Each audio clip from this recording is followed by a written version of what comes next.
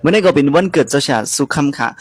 ข้าก็ได้ขึ้นมาจันหางปันและเอากู้สู่กว่าดินเนอร์วันเกิดเจ้าสาวค่ะเต็ม64ปีค่ะเนาะเป็นซึ่งพอมีซึ่งพอมาด้วยเสมอค่ะเอานักสุดได้ก็เขาขามาจันเปิงแก้มมันนั่นดังตอนหน้าห้างบ่ได้ออกมาห้างนี้ในการวางเปิงแก้มมันในลองเยอะติ๊กๆค่ะว่าสิจันหางเมย์หอยก็ต่างกว่านั่นแน่คนตัวมี20,000ปลายค่ะมาเร็วและมีคนตักถามเกี่ยวกับลองการใครจันหางแนะนำเปเจอร์ค่ะบางก็ได้เลยตอบปันกำซื้อใกล้กับบางก็นั่นแน่เต็มเลยตอบปันกำซื้อใกล้กับว่าคัดจะตอบปันกูก็อยู่ค่ะนะตั้งจันหางภายหนึ่งยังก็ต้องขึ้นตอบคอมเมนต์กูก็กว่าภายหนึ่งเหมือนกันค่ะเมื่อเร็วก็จันเปิงแก้มมันยาวกว่ายาวตีขึ้นเมเสอร์หูย้อยซับซีมันค่ะตีจ้าจันหาง10 โมงกลางเนยแต่พอถึง10 โมงกลางค่ำในค่ะก็เลยปั่นข้าวยำ12 ชั่วโมงเจอในค่ะเนาะยันบัววันมื้อนี้มีลองตั้งใจว่าอันจันหางมันยาวที่เนอวันที่26เลยตีขึ้นต่างคลิปวิดีโอพันยาวก็เฮาเป็นที่หมายต้องที่เนอวันเกิดเช้าๆค่ะขอที่เนอ64 ปีค่ะก็ยาวกว่าที่เนอวันที่26เมื่อวานในเหมือนกันค่ะแต่ว่าเป็นรองออกมันกว่าอันหนึงเหมือนกันพ่อแม่พี่น้องตะกัดศรัทธาที่จำที่ไกลว่าฮับจันหางปันกูดีๆอยู่ค่ะยาวก็จัดส่งปันอยู่ค่ะนะว่าจอมลานจอมแสงจอมเกียง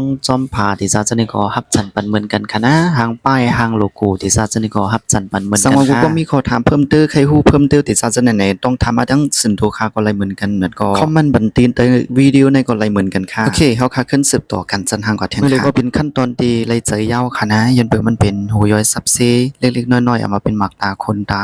ตีซ่ากว่าเป็นขั้นตอนที่ว่าที่ไล่เจอยาวอีดค่ะเนาะย้อนอันลองอย่าเป็นสุดก็เป็นดีหน้าตาค่ะเพราะว่าจันหางนายก็เขาขาขึ้นมาสืบจันเอามาเป็นสังการเต็มวีแล้วก็แมกค่ะนะย้อนว่าสังการเลยเต็มวีเอามาเป็นแมกเลยปื้นหลังมันได้ก็มันนำเจอที่อันเปิงอย่างมันเลยเฮาก็ได้ใส่กว่าจอมเงาง่ายเพิ่นมันจุ่มเจจอมหลังหางมันค่ะเนาะย้อนว่าแค่พางเยี่ยวดินเนอร์วันที่26ในกำสือเลยก็เลยใส่เปิงพางหางแล้วก็ห้อยเฮาสีมันก้อยค่ะเพราะว่าใจยาวเลยปั่นข้าวยำแทงหรือสิในก็ดีไลหูย้อยซับซียก็หันมันเสียงหรือสีเก่าค่ะเนี่ยเฮ้ยก็ว่าหมอกในก็ห่างหายค่ะนะมันเลยก็ขึ้นมาสันปื้นหลังมันค่ะ